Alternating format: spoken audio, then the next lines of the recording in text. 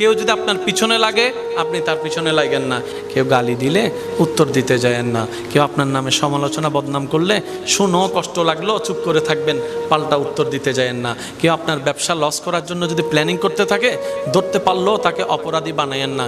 কেন জানেন? আপনি যখনই এরকম সিচুয়েশন করবেন শুধু একটা কথা বলবেন, ইয়া রব তুমি তো সব কিছু দেখতে পাচ্ছ, ইয়া রব তুমি তো সব কিছু শুনো, তো ইয়া রব তুমি তো সব কিছু জানো। আল্লাহ আমি তোমার দিকে তাকাই তোমার হুকুমের অপেক্ষা করছি। আমার হাত আছে আমি তাকে মারবো না, আমার মুখ আছে আমি তাকে বাজে কথা বলবো না। আল্লাহ আমার সব আছে তার ক্ষতি করার জন্য 100টা মানুষ কিনে মারতে পারবো, আমি সেটা করব না, কারণ করলে তো তুমি নারাজ হবা। আল্লাহ আমি তোমাকে খুশি করতে চাই, তোমাকে রাজি করতে চাই, দুনিয়া আমার দুশমন হোক আমি তোমাকে রাজি করতে চাই। একবার বলে দেখেন, দেখেন আল্লাহ পাক আপনার পক্ষ হয়ে এমন এমন কাজ করবে যেখানে কোনো প্রমাণও থাকবে না, জয় আপনার হয়ে যাবে, সম্মান আপনার হয়ে যাবে, রিজিক আপনার বরাদ্দ হয়ে যাবে বেশি আকারে। সুবহান। সেজন্য বলা হয় ইন্নাল্লাহা মা'আস সাবিরিন। আল্লাহ কার সাথে? ধৈর্য ধারণকারীর সাথে। আপনার আমার জন্য শেষ বেলায় যে কাপড়টা কবরে যাবে সেটা হয়তো অলরেডি দোকানে চলে আসছে, কোনো না কোনো দোকানে আসছে, শুধু এখন জানেওয়ালার যাওয়া বাকি, টাকা দেনেওয়ালার টাকা দেওয়া বাকি, নেনেওয়ালার কেটে নেওয়াটা বাকি। দোকানে ফ্যাক্টরিতে কিন্তু আমাদের শেষ যাত্রার কাপড়টা চলে আসছে, যেটাতে কোনো পকেট। হায় হায় হায়, পায়ের দিকে এক বান দেয়, কবরে রাখার সময় একটা বান খুলে দেয়, পায়েরটা, কোমরেরটা, মাথারটা খুলে দেয়। কখনো কি ভাবার প্রশ্ন করেছি নিজেকে, জিরে পাটটাও বেঁধে রাখলো, কোমরটাও বেঁধে রাখলো, মাথারটা খুলে দিল কেন? আরেকটু যদি একটু গভীরে যাই, কত নির্মমতা একটু দেখেন, যে দুনিয়ার জন্য আপনি আমি পাগল হয়ে যাই। আমরা মারা গেলে ঘর থেকে কিন্তু দুশমনে বের করে না, আপনরাই কিন্তু কোলে করে কাঁধে করে বের করে দেয়। এমনও হয় যেই রুমে রাখা হয় রাতের বেলা, সেই রুমে আর কেউ ভয়ে যেতেও চায় না। নিজের রক্তের মানুষগুলা ভয় পায় যে বাবার দেহ রাখা রুমটাতে সন্তানরা যেতে চায় না, ভয় পায়। একা রাত্রে বেলা গেলে মনে হয় যেন পিছন থেকে বাবা এসে দাঁড়ায় রয়েছে। কথা বলেন ঠিক কিনা? আপনার ঘরের মধ্যে না রেখে বাহিরে ফ্রিজের গাড়িতে রাখা হবে, ঘরের সামনেই গাড়ি, ফ্রিজের মধ্যে লাশ। এবার আপনি যদি প্রশ্ন করেন আমার বানানো ঘরে আমাকে রাখলি না কেন, সন্তানরাই উত্তর দিবে, ভাব আপনার দেহের যে কন্ডিশন, ডাক্তার বলছে ফ্রিজ ছাড়া রাখলে গন্ধ ছুটবে, আর গন্ধ ছুটলে তো আমরা থাকতে পারবো না, তো তোমার জন্য আমরা ঘর ছাড়বো, তা তো হতে পারে না, তুমিই বাইরে থাকো আমরা ভিতরে আছি। মানতে না চাইলেও এটাই যে বাস্তবতা, কিছু তো করার নেই। ওখান থেকেই আপনাকে কাফনটা পরে, গোসলটা দিয়ে কাফনটা পরে, দুশমনরা কিন্তু কাঁধে নিবে না, আপনার আপনজনেরাই কিন্তু আপনাকে কাঁধে করে করে নিয়ে যাবে খাটিয়াতে করে। আজকে যার জানাজা আপনি দেখছেন, কেন জানাজা দেখছেন জানেন? আপনাকে ভাবতে হবে ওই জানাজার মানুষ একদিন আমারও হবে, ওই খাটটাতে একদিন আমিও শুব, ওই খাটটাতে একদিন আমিও শুব, আমাকেও এরকম করে নিতর দেহ নিয়ে চলে যেতে হবে কবরে। যখন একজন মানুষ, বৎকার মানুষকে কবরের দিকে নিয়ে যাওয়া হয়, তার রূহ বারবার চিৎকার করে সবাইকে ডাকতে থাকে, ভাই আমারে কবরে দিস না, আমাকে অন্ধকারে দিস না, আমি একা থাকতে পারবো না, একা সেই যাত্রায়, লম্বা যাত্রায় আমি যেতে পারবো না। সে চিল্লাতে থাকে, শোনার মতো কান আপনার আমার হয় না। আপনার আপনজনেরাই আপনাকে কোমরের মধ্যে গামছা বেঁধে, দুইজন নিচে থাকবে, হাতটা দিবে, দুইজনে কোমরের মধ্যে ধরবে, দুইজনে পা মাথা ধরে আস্তে আস্তে নামানো হবে, চিৎকার দিতে থাকে। সেই সময় মৃত্যু ব্যক্তিরা তখন রুডলা চিৎকার দিতে থাকে, ভাই আমাকে নামাইস না, আমি পারবো না থাকতে, কবরের মধ্যে থাকতে পারবো না। কে শুনে কার কথা? ভালোবাসা যতই হোক, শরীর থেকে গন্ধ শুরু হলে ভালোবাসা তো আর ভালোবাসার জায়গায় থাকবে না, এটাই তো বাস্তবতা।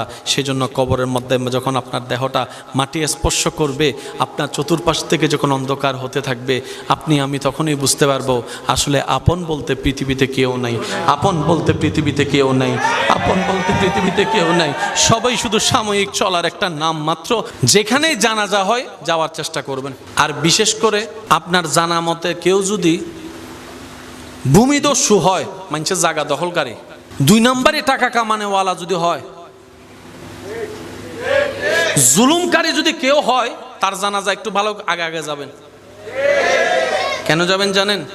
শুধু নিজে প্র্যাকটিক্যালি দেখার জন্য যে মানুষটা এতটা দলিল জায়গা দখল করেছে, আজকে তার জানাজা খাটিয়ে যাওয়ার সময় তার ডান হাতও খালি, বাম হাতও খালি, ডান হাতও খালি, বাম হাতও খালি। যে জায়গা দখল করেছে ওনার জানাজায় সেই দৃশ্যটা একটু দেখার চেষ্টা করবেন। আর যে মানুষের উপর জুলুম করেছে, মানুষের উপর জুলুম করেছে, আজকে সে যে কত অসহায় হয়ে শুয়ে আছে সেই জিনিসটা একটু দেখতে যান। আর যে মানুষকে টাকা মেরে খেয়েছে অন্যায়ভাবে তাকে একটু দেখতে যান, দেখবেন তার ওই কাপড়ের মধ্যে কোনো, কাফনের মধ্যে কোনো পকেট নাই, চেকগুলা বাড়িতে, টাকা বাড়িতে, স্বর্ণ বাড়িতে, একদম খালি হাতে যাচ্ছে। ওই জিনিসটা দেখা মানে একটা বড় শিক্ষা। সেটা কি, এত বড় পাওয়ারফুল মানুষও আজকে যেই খাটে, জমি দখলকারী যেই খাটে, টাকা লুণ্ঠনকারী যেই খাটে, একটা গরিবও আজকে সেই খাটে, গরিবও সেই খাটে। গরিব টাকাহীনভাবে দুনিয়াতে গেছে, তার যেই অবস্থা কোটিপতিরও আজকে খাটিয়ার মধ্যে কি অবস্থা। এটা নিজেকে দেখানো, নিজেকে বোঝানো, নিজের মনের লোভের আত্মাকে মেরে ফেলা। দেখ দেখ দেখ, লোভ করো তে কিছু নিতে পারে নাই, তুইও নিতে পারবি না, সুতরাং আল্লাহ এবং নবীর পথে চল, তাহলে দুনিয়াতে কিছু না পেলেও অন্তত আখিরাতে ইজ্জত পাবি, শান্তি পাবি, প্রশান্তি পাবি, রবের দয়ায় জান্নাত পেয়ে যাবি। সুবহান আল্লাহু আকবার।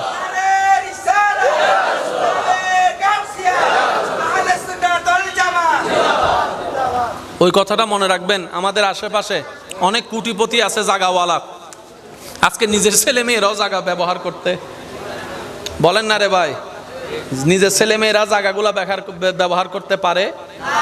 কে কোন দিকে খাইয়ে ফেলছে? কোন সম্পত্তি দামি জানেন? শুনেন, আল্লাহর কাছে সবসময় বলবেন, আল্লাহ অতটুক সম্পত্তি আমাকে দাও, আমার সন্তানকে দাও, আমার পরিবারকে দিও, যে সম্পত্তি পেলে দুনিয়ার কারো কাছে ভিক্ষার হাতও পাততে হবে না, তোমাকেও ভুলে যাওয়া যাবে না। আল্লাহ অতটুক সম্পত্তি আমাকে, আমার বংশধরকে দিও, যে সম্পত্তিটা পেলে তোমার দরবারে শুকরিয়ার নামাজও বাড়াই দিব, মানুষের উপর দয়ার হাতটাও বাড়াই দিব। আল্লাহ আমাকে, আমার পরিবারকে অতটুক সম্পত্তি দিও না, যে সম্পত্তিটা পেলে তোমাকে ভুলে যাব, তোমার নবীকে ভুলে যাব, এবাদতের কথা ভুলে যাব, অহংকারী হব, হিংসুক হব। আল্লাহ সেই সম্পত্তি দিও না, যে সম্পত্তি পেলে দুনিয়াতেও লাঞ্ছনা, আখেরাতেও লাঞ্ছনা, ওই সম্পত্তি দিও না। অতটুক দাও যতটুক পেলে মাথা উঁচু করে দুনিয়ার সামনে বাঁচতে পারবো, আর সময়ে সময়ে নামাজের মাধ্যমে তোমার দরবারে মাথা ঝুঁকায়ে সিজদা দিতে পারবো। অহংকার করে অন্যকে ছোট দেখায়, নিজে কখনো বড় হওয়া যায় নাই। যারাই দেখাইছে নিজেরই পতন হয়েছে। এই কথাটা মাথায় রাখবেন।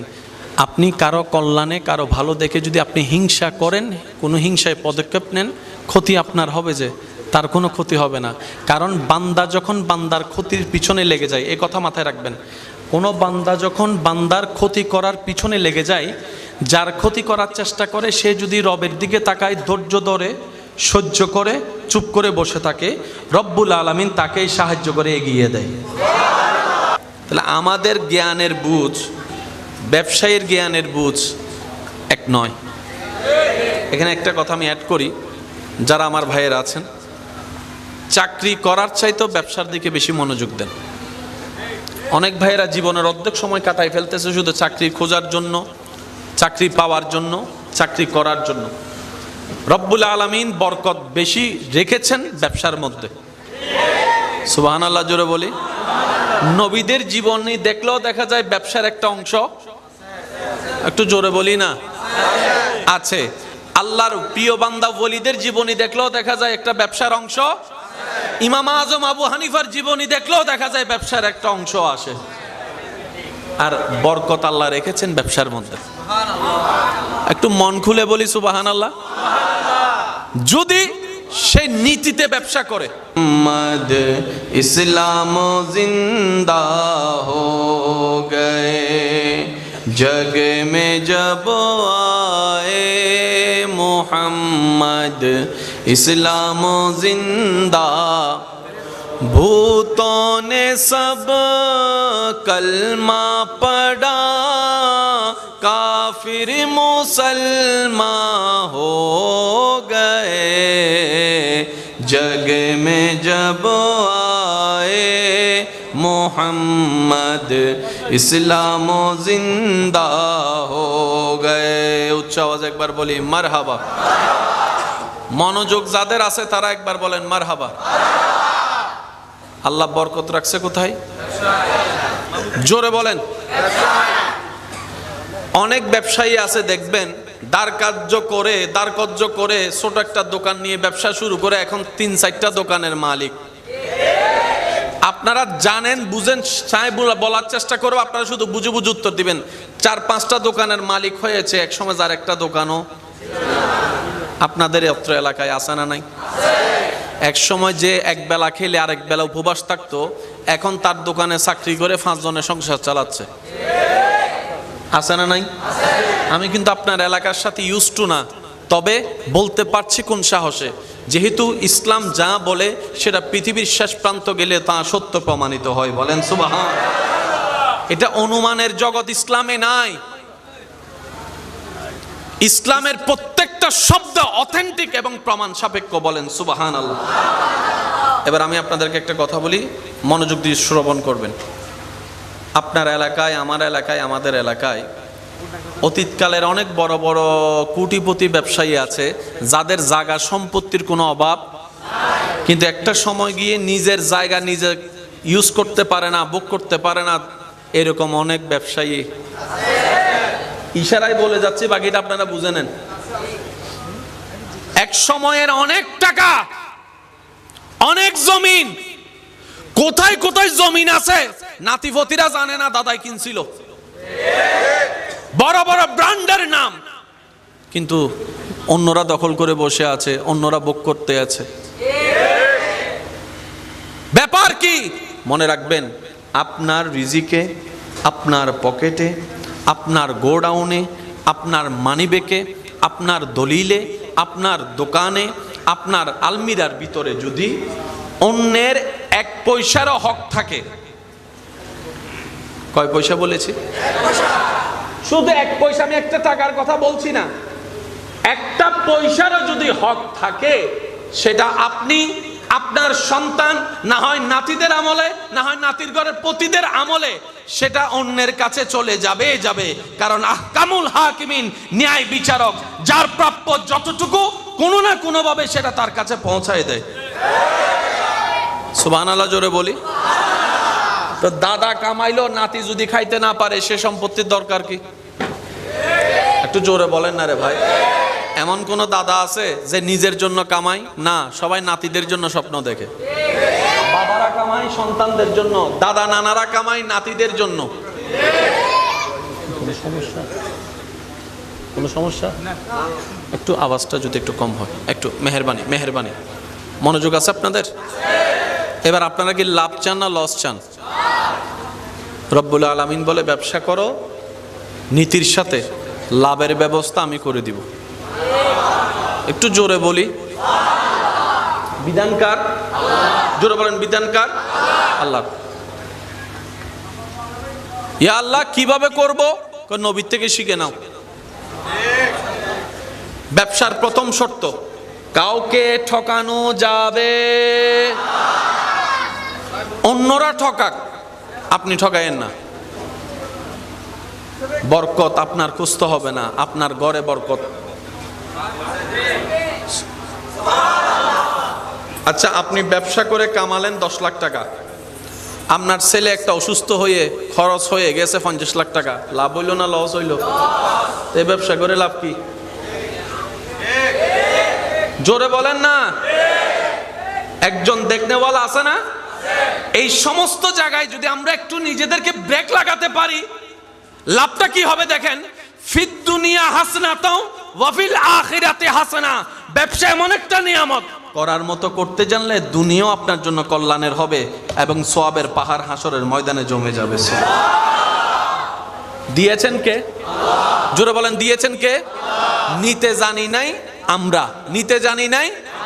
আল্লাহ পাক আমাদের সবাইকে নীতির সাথে, হকের সাথে, নিষ্ঠতার সাথে কর্ম করার তৌফিক দান করুন। আর একটু জোরে বলেন না আমিন। ইমানদার ভাইয়েরা, নিরিবিত আপনারা একটু নীরবতার সাথে আমাকে একটু সাপোর্ট দিবেন। আমি বারবার করে বলছি, যেহেতু জায়গাটা ছোট্ট আওয়াজ অনেক বড় শোনাবে। আবার আমাদের টাইমও লিমিটেশন দেওয়া আছে। তো সব কিছু মিলে আমি একটু মনোযোগ চাচ্ছি আপনাদের কাছে। আপনারা সবাই লাভ চান না লস চান? আচ্ছা, যারা লাভ চান তারা একটু মনোযোগ দিয়ে শ্রবণ করবেন।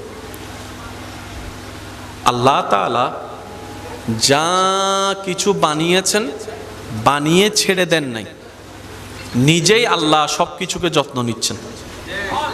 সুবহানাল্লাহ, একটু জোরে বলি। এখানে আমাদের একটা জিনিস বোঝার দরকার আছে। আমরা অনেক সময় নিজের কর্ম ভুলের দোষটা আল্লাহর উপর রাগ দেখাই, নাউজুবিল্লাহ। দোষটা আমাদের, কিন্তু রাগ দেখায় কার উপরে? যেমন সিগারেটের প্যাকেটে লেখা